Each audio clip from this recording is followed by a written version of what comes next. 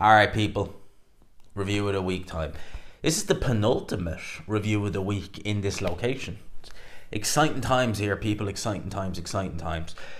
Let's just get straight in and let's talk about the action that happened last night. Let's start with the best fight, not just of the night, but arguably the best fight of the year so far, Vergil Ortiz versus Sergey Bozek.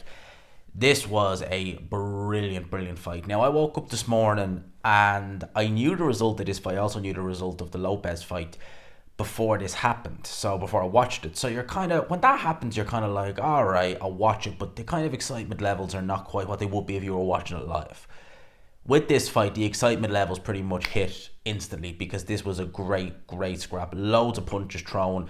I was watching the highlights again because I watched them later on this evening when the zone had them up. And a few of the comments, I think it was one of the comments in particular said, I think in round one they threw more punches than Shakur Stevenson throws in the whole of his fight. I mean, that's a vicious shot right there.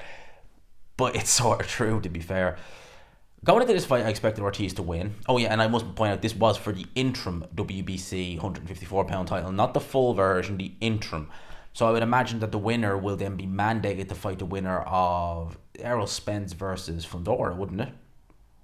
I would imagine after this fight, now I wouldn't mind seeing them run this back, but I would imagine after this fight, a lot of people will be saying, oh, the winner, well, maybe if it's Fundora, they'll be picking him over Vergil Ortiz based upon how Ortiz looked in here. Listen, he was down twice in this fight. For my money, yes, they were legit knockdowns, but I don't think Ortiz was ever really hurt in this fight. The only person in this fight who I noticed getting buzzed was Bouts, especially in round 9. He took a big whopper of a left hook in round 9 and you could definitely see that he felt that left hook. The knockdown in the first round, right. The first round was an interesting one because Bouts is, how would I describe him? Not the fastest 154-pounder, to say the least. The speed difference when you saw it in the first round, you were like, sheesh, how was this a majority decision? Look at the speed difference. But I think that was one of the things. It made Ortiz a little bit cocky and a little bit reckless. That's how he ended up getting caught in the first round. It was I think balance did play a role in it, but it was 100% legit knockdown. Harvey Dock originally ruled it a slip. Upon reflection, he ruled it a knockdown, rightly so. It was. Ortiz was real lax with his defense and he let himself get hit with a really silly right hand, knocked him off balance, he went down. Again, wasn't badly hurt or anything like that, but referee ruled it. Same again in the 8th round. I don't think Ortiz was ever really hurt in this fight. It was just a really good affair, a lot of punches thrown, and by the end, I was scoring this fight when I was watching it this morning. I had it 6 apiece. However, 2 knockdowns, I had it 114-112 to Bouts. Now, they gave it to Vergil Ortiz. I don't have too much of an issue with that. I see straight away people are like, robbery. Listen, there was people calling Terence Crawford Majimov a robbery. Robbery is a word that just, I think, the way it's used now, it's lost a lot of meaning in boxing anyway, in boxing sense, because we can never have a fight that's close. And I don't have an issue with Ortiz winning this fight. I could make a case for him winning it, yeah. The 2 knockdowns didn't help him, but you could definitely, there was a lot of nip and tuck rounds in there.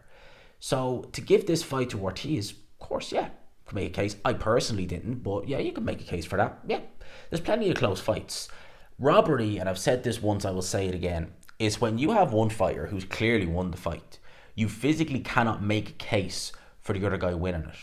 Because if you can look at a round and say, right, well, I favour the work of, say, Ortiz in this round, but you couldn't really split them. So if you gave it to Bouts, fair enough. Swing rounds. Rounds that are genuinely close, they're open to interpretation, and they could swing either way. I get that. That, to me, it happens in fights. But when you're talking about a fight where that round, I'm not using this as an analogy, I'm just saying in general, where that round is so clear, fighter A has won it, and one or if not all the judges give it to fighter B, you're just like, what? So, with robberies would be Manny Pacquiao versus Tim Bradley 1. Robberies would be Jack Catterall versus Josh Taylor, the first fight. That's a robbery. Where one guy has clearly won, you can't really make a case for the other guy winning the fight and somehow he gets the nod. There are 2 examples off the top of my head I can think of. There are many others as well. So they're examples of robberies. A fight that's genuinely close, that legitimately could go either way, I don't consider that a robbery. You know, if you look at Haney versus Lomachenko, I consider that fight a genuinely close fight. I thought Loma did enough to win. I genuinely did. But Haney winning, the only issue I always said I had about that fight was the one judge who gave round 10 to Devin Haney, which was Loma's clearest round in the fight. That fight to me is not a robbery. It's a close fight. You could make a case for Haney winning. I didn't feel he did enough to win, but you can make a case for it. That's a close fight. A robbery, as I said, one fighter's clearly won, and for some reason, the judges. I remember there was a fight on Eddie Hearn's Monaco shows, the very first Monaco show he ever did back in 2016. Jamie McDonnell, if you may remember Jamie McDonnell, he was a bantamweight champion, WBA champion. He fought Laborio Solis. And that fight, Sky had Jamie McDonnell losing. Jamie McDonnell was beaten from pillar to post. And the judges gave it to McDonnell. And I remember clearly one judge, I think he scored at 117, 111 to McDonnell. Now people, the broadcaster, everyone can see that McDonnell isn't just losing this fight, he's getting battered in there. And one judge scores a Wyatt for McDonnell. And then I think it was the year after, or the following year maybe, you've Calify versus Israel Gonzalez. Everyone could see Israel Gonzalez won that fight. And Calify gets the nod. Israel Gonzalez left the ring in disgust after that fight. And I think, again, one judge had it quite wide to Calify. They're examples of robberies where you're just like, what the hell? What? As, you know, go and look at the interview with Mick Hennessy. What the, you know, that? That's what a robbery is. But a close fight? No. This fight, it could have went either way. It really could have. I'll talk more about Ortiz now in a wee bit. Just on the undercard, I didn't look at any of the other fights, but I see Cecilia Brackhurst got the win. I see Gabrielle Fundora, her brother Sebastian, both world champions. She retained her IBF World Flyweight title. Credit to her. Now let's talk about Luis Alberto Lopez versus Angelo Lee. And not only last night was an interesting night for boxing. Because not only did we see the fight of the year contender, we also seen the knockout of the year contender. Boy, was this a heavy knockout. Oh my good lord. So, I watched this fight this morning again. And I thought going into this fight, Alberto Lopez is on a good run of form. He's been knocking guys out. He's been looking devastating. He's been looking impressive. He went against Jolette Gonzalez. Obviously, the last fight he got a knockout. He beat Michael Conlon, Josh Warrington. So he'd been doing quite well over the last couple of fights. Ran into Angelo Lee in this fight. Now, it was nip and tuck. If you see the judges' scorecards, two judges have it to Lee in the 10th round. The other judge has it by 1 point for Lopez. A lot of punches thrown. The punches by Angelo Lee, they had a lot more but you could tell. Now, Leo, I should say, call him Leo. He was definitely showing the wear and tear of the battle, but his shots definitely were appearing to buzz Luis Alberto Lopez. I think it's a Venado Lopez they call him. I'm so used to hearing them say that on commentary. What is it? Yeah, Venado Lopez. We'll call him that. I always forget that name, and then it just came into my mind there. It was like, it's Venado Lopez. But he appeared to be getting rocked. Now, you'll notice with Lopez's style, he's very unorthodox, for want of a better word. He throws a lot of shots. He throws them from weird angles. And people like Michael Conlon, who are technically very good, they have the basics down to a T. They're fast, they're good, good boxing ring IQ, good boxing fundamentals. They couldn't live with the shots that were being thrown, not just because of the power, but the angles didn't help, everything. Same with Josh Warrington early on in that fight. He had to foul his way back into that fight. All that was very tough for those guys. In here against Angelo Leo, it was just like, no matter what Lopez was doing, at least from what I was seeing, it just didn't really have an effect. Yes, he was busting him up, but whenever Leo would start throwing, boom, you could see an effect instantly on Venado Lopez. And in round 10, he gets caught with do you know what it reminded me a little bit of? God almighty, what was the guy's name? Ray Beltran in 2017. And it was, I think, May 2017. It might have been on one of Loma's undercards. He threw a left hook. I forget who he was fighting, but he kind of threw just a real kind of wide looping left hook, landed bang on the button, and the opponent was out for the count. This reminded me of that, where just a good solid left hook goes in. Lopez is standing real straight up, real upright, lands bang on the button. The sweat goes flying everywhere, and he was gone before he hit the ground. Now the referee, I mean, I know in America they tend to do this a little bit more, but this was unnecessary in my opinion. The referee administers the count, and he counts Lopez right the way to 10. Credit to Lopez, he did try and get up. But you're just looking at him and you're just like, why are you counting? He's clearly not going to get up. Like, he's clearly on the verge of being knocked out cold. Why? And even if you count him, even if he does get up, you're never going to let the fight carry on. Why don't you just wave it off and let the guys get into the ring, the EMTs, to tend to him, rather than 1, 2, 3. It's like, mate, he's not getting up. Seriously. And even if he did, you're just going to wave it off anyway. Just wave it off. End the fight. Why are you counting him? I was looking at it on the Sky broadcast or the Sky replay of it, and I was kind of like, why? Just why? Wave it off. They have a tendency in America to do that more, and sometimes when you hear their rationale for it, like Jack Reese, he says when he counted Fury, he could see there was life in Fury. Fair enough. When you can clearly see the fighter has no life in him when he's hit the ground, not in the sense of he's dead, but he's probably concussed. There's no way he's ever going to beat the count. Just wave the flipping fight off and let him get tended to. It's not difficult. Like, it's just unreal, unbelievable. Let's have a look-see at some boxing news. So. Turki Al-Sheikh and Oscar De La Hoya have both said that they want to make Terence Crawford versus Vergil Ortiz and Shakur Stevenson versus William Zepeda on the same card. Will that be in America? I would imagine it would be. I like that fight. I have to say, I really, really, really like that fight. Both fights, actually. Shakur Stevenson versus William Zepeda. That is a fighter in Shakur Stevenson who is low volume, safety first. Not everyone's cup of tea, to say the least. William Zepeda is the polar opposite of Shakur Stevenson. He is all action, throws punches and bunches. Crawford versus Ortiz. Now, after that fight right there that Ortiz was in, now I wouldn't mind seeing him have a rematch, but if they did do Crawford next, I would watch it. I would make Crawford favourite over Ortiz.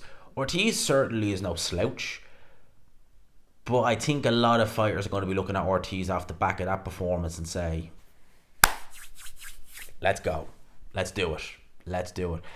I like it though. I really do like that. If they do that card, it'd be great. Both good fights. Turki Al-Sheikh is making plans. And it's weird because I've been seeing just comments, not even like just comments on X and stuff like that, of people who don't seem to particularly like Turki Al-Sheikh, in America anyway. And, they're like, oh, this guy coming in. It's like, he's making fights that a lot of people complain about. Not that people complain about. They're not complaining about the fights he's making. But people are complaining that we don't get enough in boxing, that there's not enough big fights being made. There isn't this, there isn't that. Now you have Turki Al-Sheikh coming in who is making these big fights and people still aren't happy.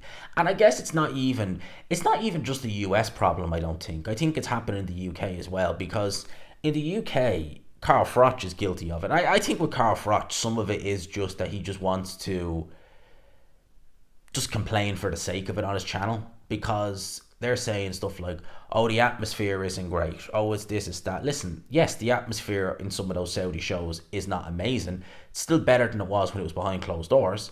But yeah, the atmosphere is not great. But here's the thing. What would you rather? Would you rather a good atmosphere for a domestic level clash, all the while complaining, we're not getting Fury Usyk, we're not getting Joshua Dubois, we're not getting Crawford, we're not getting all these big fights made, right? Would you rather just to have a good atmosphere, but maybe, if we're lucky, get one big fight a year? Or have a slightly less of an atmosphere, but get big fights all year round? 5, 6, 7 big fights, and maybe 2 big fights in the same card. That's what Turki Al-Sheikh is trying to do. Are the atmosphere is in Saudi? No, not necessarily. Was the atmosphere jaw-dropping in LA last weekend? Not really. I would expect in Wembley Stadium we'll see a good atmosphere for Joshua's fight. I reckon we will. I talked about this already, but I'll talk about it again. Frank Warren has indicated that Joseph Parker versus Ilya Zhang rematch will happen next, as Zhang has a rematch clause and is intent on enforcing it. That does kind of leave Martin Bakole a little bit out in the wilderness. I'll do a separate video on him, which will go up tomorrow, well today, because this is going up on Monday morning. So I'll talk about that in a separate video. Derek Chisora on Jared Anderson's KO defeat to Martin Bakole. He said this on Seconds Out. Can I be honest with you? American fighters are great. They talk great, but when it comes down to the business to fight, they don't have much dog in them. Well, I would say that's a bit unfair from Derek Chisora because, and it's weird, right? And this is the weird thing. This is very strange to me, right? So people have been saying that Anderson got badly exposed, this, that, and the third. No, he was never that good, and this, that, and the other. Okay. He went in there against Bakole, and he did get beat 100%. It was a comprehensive win for Martin Bakole, let's be real. Anderson had his moments, but it was a comprehensive win for Bakole. I said from the get-go that I felt this was a bit too soon for Jared Anderson. They should have, instead of taking one giant leap, carry on with the baby steps. Maybe in another 2 fights with a bit more experience, you're good to go. But you've done it anyway, so here you go. You live with the consequences. The kid's 24 years old, has bundles of talent, and I still think he can go places in the sport of boxing. I mean, Daniel Dubois is a world champion. He quit against Joe Joyce 4 years ago, you know, and he was of a similar, in fact, he might have been younger. He would have probably been about 21, 20, probably would have been older than that, 22, 23. So, you know, similar age. He was able to come back. He's a world champion now. You see that, like, and people be so critical of Jared Anderson. But yet, if you say, oh, Chisora really should retire, or Joe Joyce really should retire, why? You know, there's still plenty left for them. They're 38 years old. Joe Joyce is 38 years old. Chisora is, 40? They've taken loads of punishment in their careers. They're not going to get any better. There's no real point in them sticking around, especially when you consider they fight in a particularly kind of dangerous style, in a sense of they take a lot of punches, and you don't know what the lasting damage will be. So a 38-year-old Joe Joyce who takes a lot of shots, who looks jaded, fair to say at this point. No, he still has loads left. But a 24-year-old Jared Anderson who was put in at the deep end and he sunk. Doesn't mean he's drowned. He can still go back to the kiddie pool. He can still learn and go back and swim the deep end again. Somehow that's him wrote off. I don't get that. I genuinely do not understand that, the way of looking at that. It's just so black and white with some people with fighters. It's not. Jared Anderson is a talented fighter, and I still think he'll have a good career. I really do. In terms of Chisora saying they don't have hunger for battle, I disagree. Yeah, of course, there are some American fighters out there who probably don't have much hunger for battle, but there's some British fighters who don't. There's some Italian, French, German, etc., etc., etc., who wouldn't have that much hunger for battle. It's not just, oh, these American fighters don't. Wilder, as much as we but as much as we knock Deontay Wilder on here for some of the dumb stuff he said over the years and some of the actions he's taken in the ring in terms of making fights or not making fights, I would never question the man's heart. Never. Deontay Wilder, certainly you're talking peak Wilder, he wouldn't have got through fights. Certainly in the first Luis Ortiz fight, he'd have never got through that fight if he didn't have a big heart. 110%. Deontay Wilder, American fighter, big heart. Jared Anderson, you can question his heart, and I did going into the fight because of some of the comments he made. When it got tough in there, he kept going.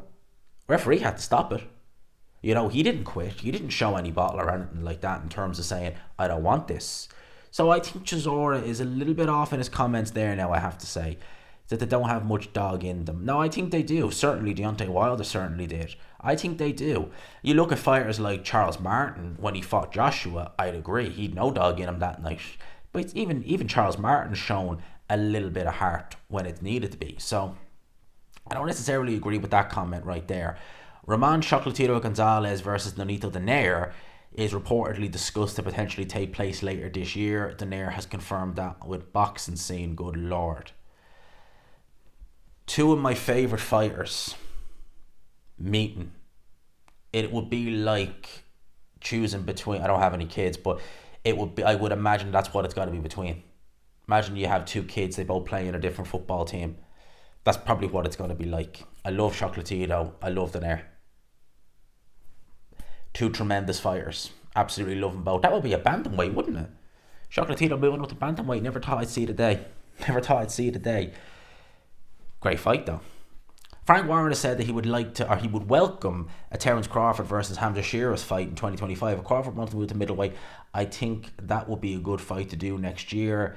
If you get the right moment and let Hamza have a little bit more experience, I think that'd be a good fight for him. Listen, Crawford, I think, has found his limit at 154 pounds. I still would give him, in fact, I'd still probably pick him over Hamza Shearers, to be honest with you. As big as Hamza Shearers is, as powerful as he is, and Hamza Shearers is massive. Like, honestly, I don't know how he makes middleweight. I really don't. He is flipping huge. It's just unreal how big Hamza Shearers is. Weight divisions are there for a reason, but I think with Hamza Shearers at middleweight against Crawford, the talent gap is just, it's night and day. Derek Chisora on Instagram. Chisora versus Bellew, reversing retirement. Now, I doubt very much that fight will happen. They're both very good mates, Derek Chisora and Tony Bellew. When's the last time Tony Bellew fought? 6 years ago? He's not going to come back. He's just not going to come back and fight Derek Chisora. No way. No way in hell. Alexander Usyk has welcomed the potential trilogy with Anthony Joshua. I don't particularly want rematches, but when I beat Tyson Fury for the second time, and when Joshua beats Dubois, of course we will want to do a third fight. From my point of view, I have no right to deny Anthony a third fight because he gave me two incredible fights. Anthony helped me become even more famous in the world. Anthony did it, and if it happens, with God's help, I am ready for a third fight with Anthony. As I said in a previous video, I don't think there won't be much appetite, I don't think, for a third fight with Anthony Joshua. At what reason does Alexander Usyk need to do a third fight with Anthony Joshua? He's beaten him twice convincingly. He is undisputed. He was undisputed champion, but for all intents and purposes, that's how people still see him. He doesn't need to be undisputed champion again. I just don't see why he'd go down that road. I think Alexander Usyk, he might say this, he might say that. At the end of the day, right, you want to keep your opponent in the dark, as in Tyson Fury. If you kind of hint at retirement or something like that, Tyson Fury, your opponent, could look at that and think, is his mind going to be on the job? He's got one foot out the door. You're giving Fury a bit of a mental advantage by saying, if you did insinuate you were retiring, by having Fury think, he's got one foot out the door. How hungry is he going to be? That will motivate Fury. That will motivate your opponent as well, whoever it would be if you were in that situation. Whereas talking about what you're going to do after it, I'm sticking around, I'm going to do this. Fury, or your opponent, if it was someone else, be thinking, he's planning. He's in this for the long haul. Damn, he's not got one foot out the door. So maybe it's Usyk trying to, pull the wool over Fury's eyes in that sense. Could very well be. I think that's pretty much it. I think, because I wasn't timing this, so God knows, probably gone way, way, way over the time. I was trying to keep this roughly in around 25 minutes. We're probably gone way over that now. So I will leave it there. Let me know your thoughts on everything I talked about in the comment section below. As always, people, I hope you enjoyed the video. I hope you all have a great week ahead. And yeah, let me know your thoughts on everything in the comment section below. Smash the like button if you could. Hit subscribe, of course, if you haven't already. Peace.